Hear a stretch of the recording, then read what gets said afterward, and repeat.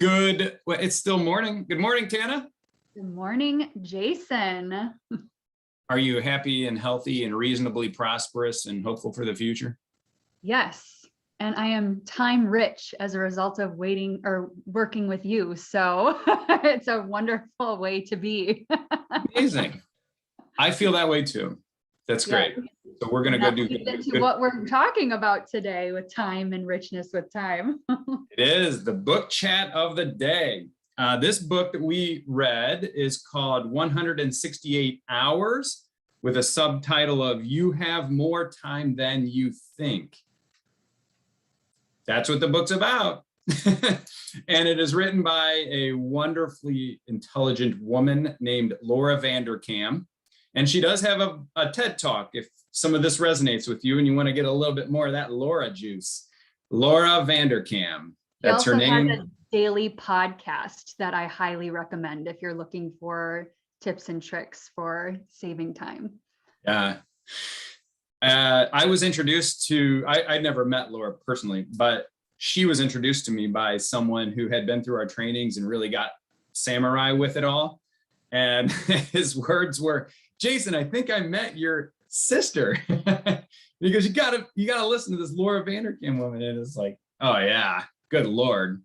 That was right on with some of the things that, you know, we teach and live in our own lives and work. So this book, I've took away 6 or 7 bullet points. The book itself is written very well. It gets a little long-winded for my style. She does get into a lot of really cool and interesting validation stories and anecdotal tales and all kinds of stuff. It was actually really good. But I guess in my season of my life, I'm more in the, come on, give me the download, man. I mean, I'm going to do it because I trust you. So just hurry up and give me the next point. And that may or may not be good or bad, but I did feel it was a little long-winded, and I did put it on, I admitted I put it on 1.5 speed. But that's taking nothing away from her. And I'm sure there are a lot of people who actually love all of those stories. I still got the stories, just kind of put it in high speed a little bit. So how about you? How did it read for you? Well, I tend to always listen to things at 3 times speed. I'm of the Jim Quick kind of school of you can do things and your brain can handle things faster than you think it can. And I don't necessarily speed read the way that Jim Quick talks about, but I do listen to audio books at a pretty high speed. And it's true, you can, with some practice, listen to things quite well at a very high speed. So yeah. Experiment with it. I mean, why not?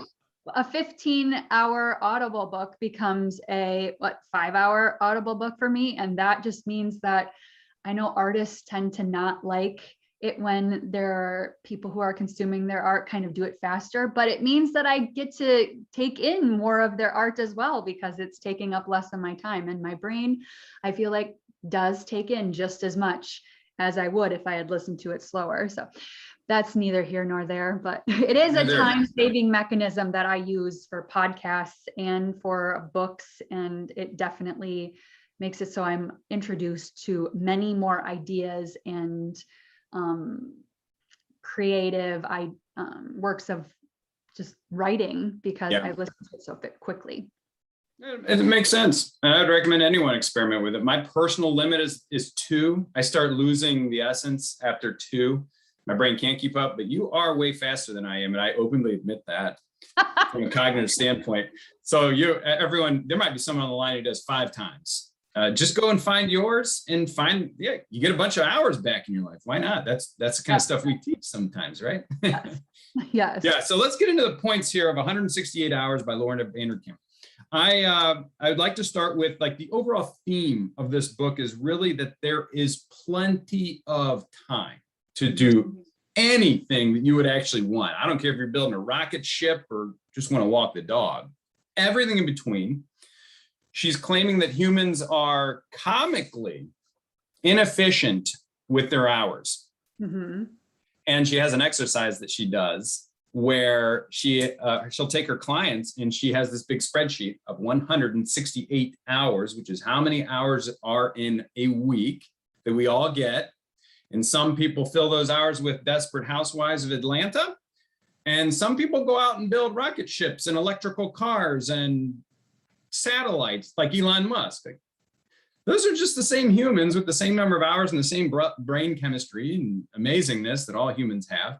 One of them is a little more deliberate with his minutes versus another one that isn't so much. This is all just choice to be deliberate with your hours. And so this exercise, she says that every time she sits with someone and puts them through the exercise, and I guess it's pretty gritty and grueling to do. I didn't do it yet, but I am going to. Did you do it by chance? Yeah, I've done it a couple of times in my life. 168. Yeah. Wow. Fantastic. Now my calendar shows very deliberate hours, but not like all hours.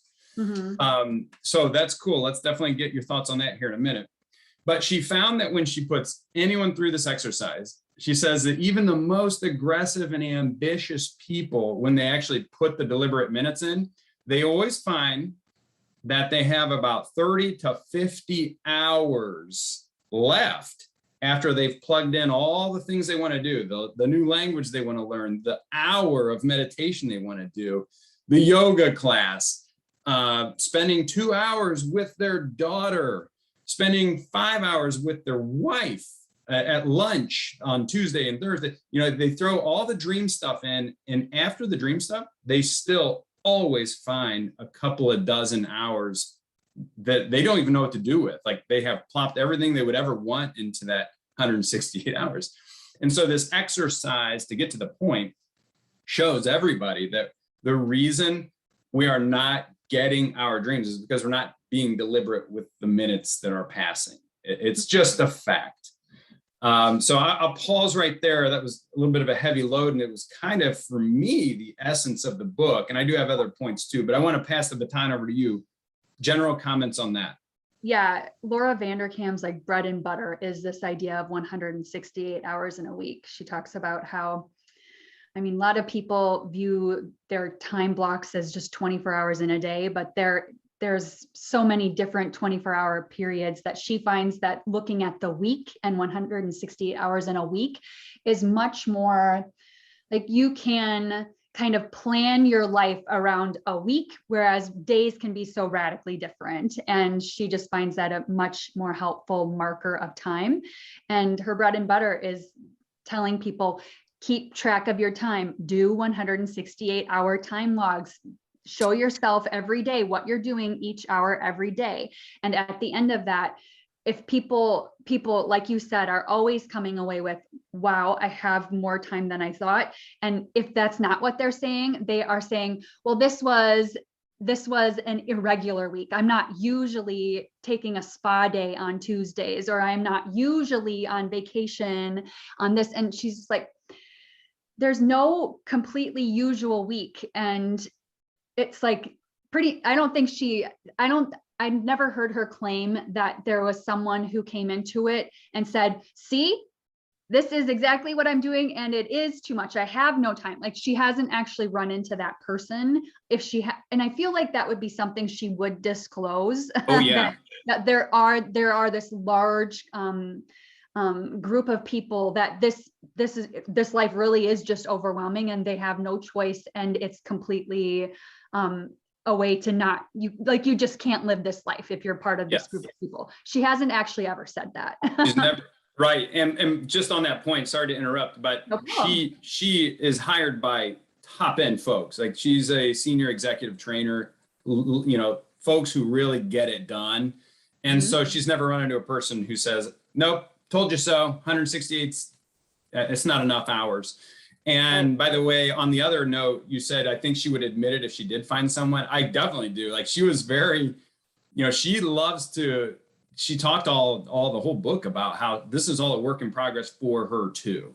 She's made major improvements, but it's still work in progress. So she likes to talk about when the error happens, but she says never one time has she found that 168 hours is not enough with anybody. Right. And I had mentioned before that I've done this kind of exercise a couple of times.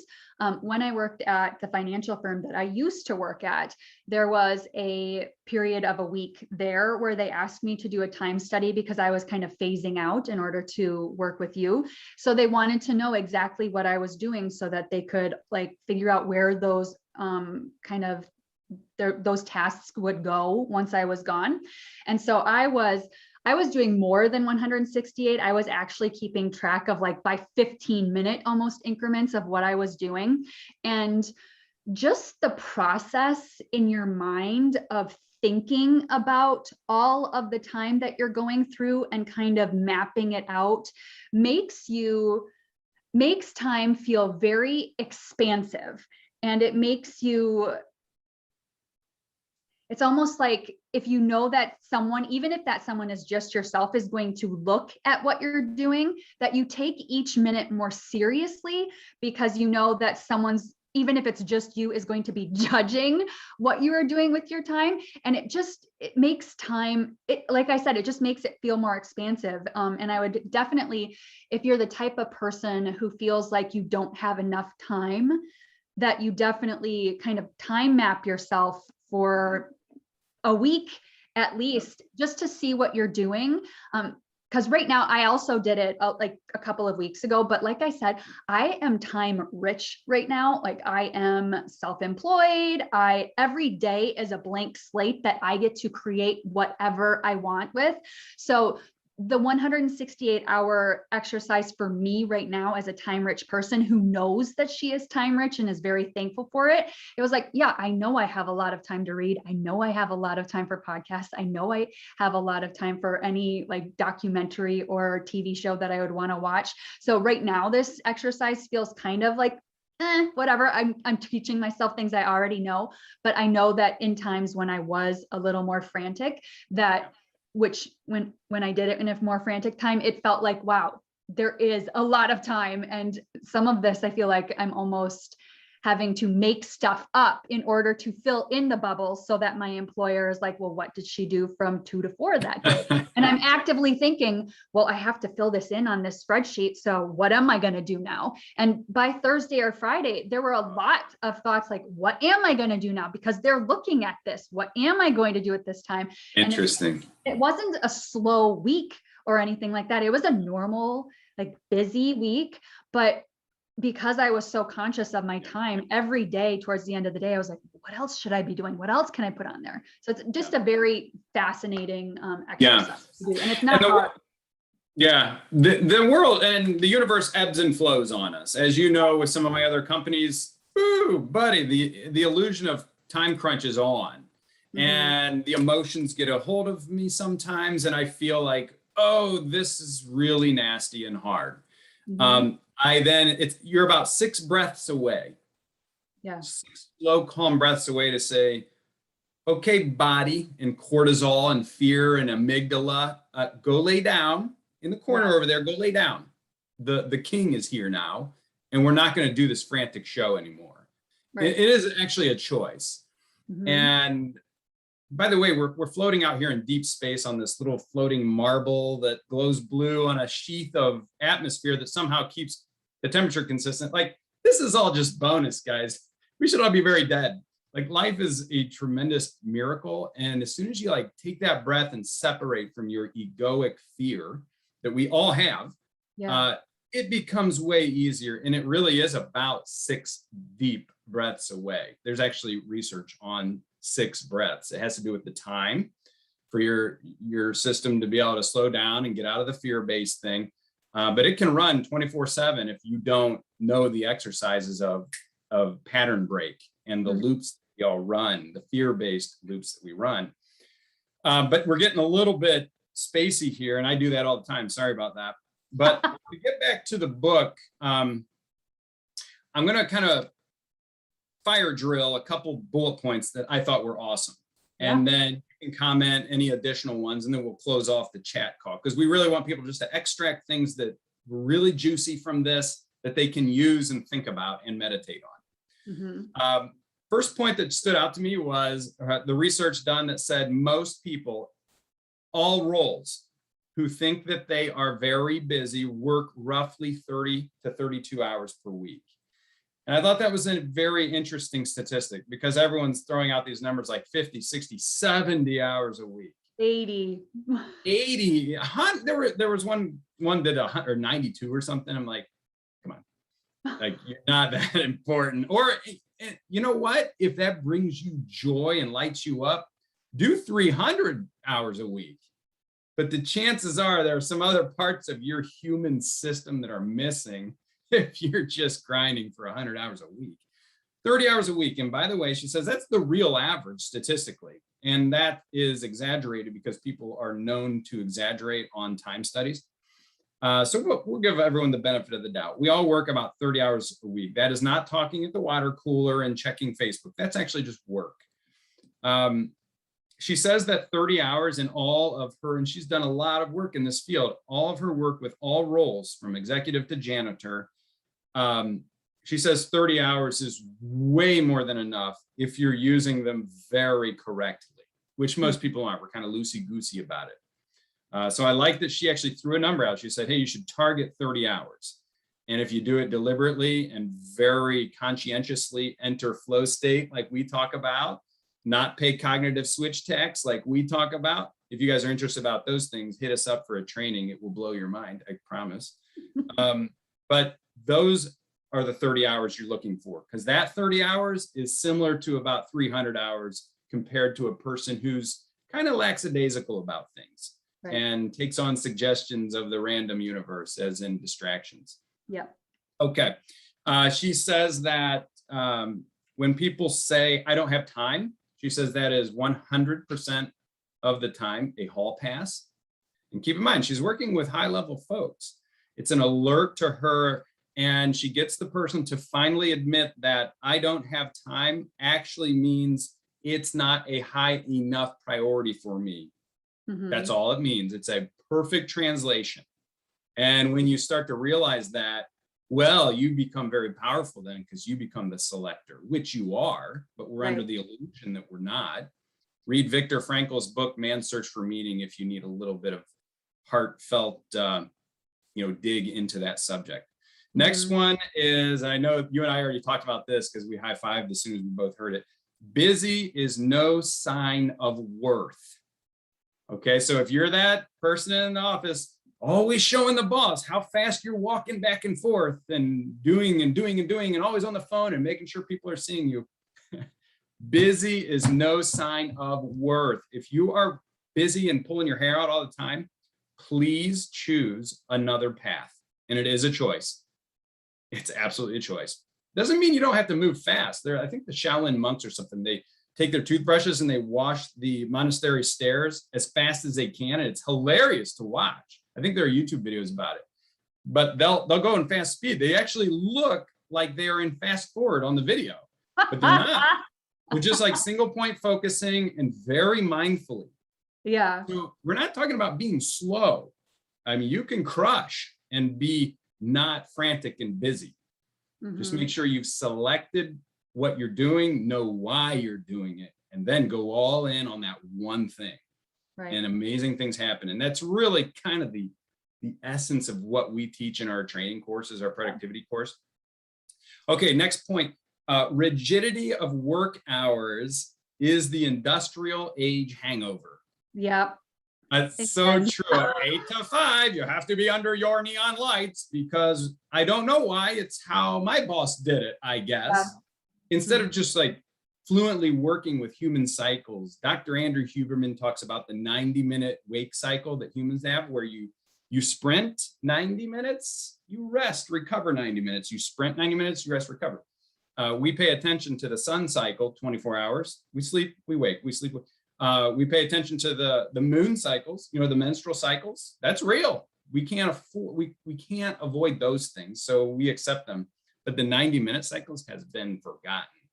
Mm-hmm. And so, reconsider, if any managers out there, if you're in this, you got to work during the business hours mentality, it's time to evolve.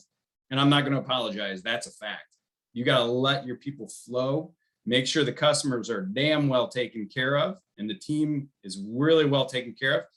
And the rest, if you're putting rules beyond that, on time and in full, it's kindergarten. And it's time for you to graduate. Yeah. Okay. But you do need to align with customers. I get it. It's not a matter of just jumping off into hippie land.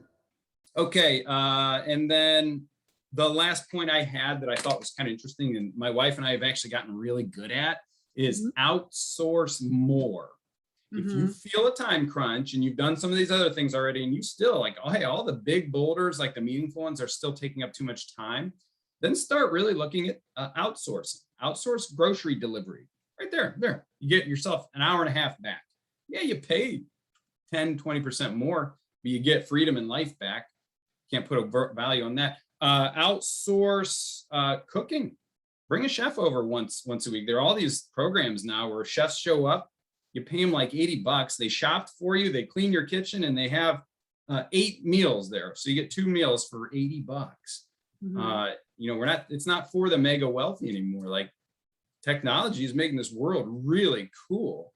So outsource more. Time, etc. is another one for business folks who want an executive secretary. Those people have to go through Richard Branson's executive secretary training in order to be hired. So you get for like, I don't know, $9 or $12 an hour, like a Richard Branson style executive secretary. And if you stick with one for a while, and I did that for a while, it works. Like, they start to understand your mind. They understand where you want to sit on the airplanes and the hotels you like. And pretty soon it's a part of your brain out there doing the stuff that you are not interested in. Right. So outsource more was another one that resonates with me personally. And I would recommend everyone to start dabbling in that. Yeah. What did I miss? Goodness. One of my key takeaways from the book was, she said, you need to ask yourself, like, what do I spend too much time on? And really try to limit those things. She said that Americans have about 20 to 30 hours a week that they watch when they watch TV. And 20 to 30 hours a week is a huge amount of time. And I'm sure for some people that is a low ball. And I'm sure a lot of people have just TV on in the background, and they're kind of also checking Facebook and whatever. And of course, you can watch TV, you can check Facebook, you can do all of that. But if there are things that you are also actively saying, I'm too busy to do whatever, then that's a dichotomy that they shouldn't be together. Like, you can't on one hand tell me about the Netflix entire series that you binged last night and then talk about how busy you are today. Like, that just, to me, is incongruous. And there's some sort of trip happening in your brain that doesn't make sense to me. And if you just notice it in yourself, it's like, oh, yeah, that is kind of weird. How can I say that I don't have time with my family when I am telling you in the exact same sentence that I binge watched 8 hours of Netflix just yesterday? Like, both of them are fine, but they can't live together. They have to be examined in order for you to have the life that you want, because chances are you probably already have the time to do everything you want. Your mind is looping in weird ways that you don't even recognize. And I remember Michelle Obama wrote a book about her time, obviously, as the first lady of the president of the United States. And she talked about how even when they were in the White House, Barack Obama was still a wonderful father to their children, because even though they only had a small amount of time that they were together every day, when he was with them, he was completely present with them. So, and I feel like that is a very big key to all of this, that if you feel like you are not spending enough time with your family, perhaps it's not quantity of time that you need to work on. Perhaps it's quality, and taking those 5 minutes before they go to school and really like seeing them and talk to them and give your full attention to them, putting your phone away, not looking at something else. The 5 minutes after they come home from school or from work, really focusing on them. It doesn't take long amounts of time in a person's day to really make them feel like you find them to be special and that you care about them. And if the president of the United States can come out of 8 years of being the president of the United States and have his wife say he was still a good father, he was still a good husband, simply because he was present during the times when he could be with them, which was very limited. And it's a very hard job for anybody of whatever party they are in to do. And their time with their family is very limited. And if the president of the United States can come out of that, then it's like, what excuse do I have? Like, where am I putting my time? If I am saying my family is the most important, but I don't feel like they actually are, how can I change that? Because I probably already have the tools to do it. So those were some very important parts that I took away from the book. Those are awesome. Thank you for sharing. The one note on, I can't remember. I think it was Greg McEwen or Cal Newport, one of the others being interviewed by one of the big podcast guys out there. I think it was Tim Ferriss. And at the end, he always says, hey, if you had a billboard at the end, one huge billboard on a very crowded street, what would you put on it? And it's a really interesting question.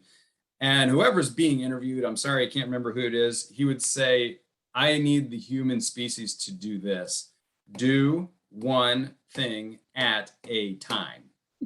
Because he goes, keep reading your religious texts and your philosophies and all the modalities, keep doing them. But that's the one thing that, like, right now you can do, and it will bring awesome value to you in so many ways, including feeling like you have more time, because you actually get.